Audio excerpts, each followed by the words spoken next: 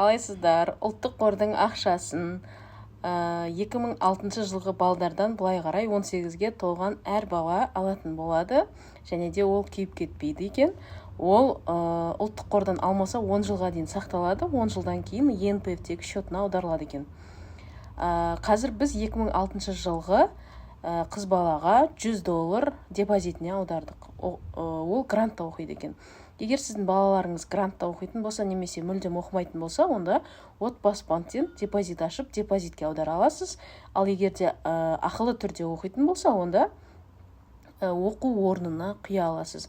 Осындай екі мақсатта пайдалана аласыз. Жалпы бірнеше мақсаты бар пайдаланудың, бірақ 18-ге толмаған балада үйдің жағдайын жасауға, немесе банктегі екінші уровенді банктерде қарызын жабуға, ол кісіде ондай мүмкіндік әлі жоқ, кредит алмаған, үй алмаған, сондықтан басты осы оқу орны және депозитке аударуға болады.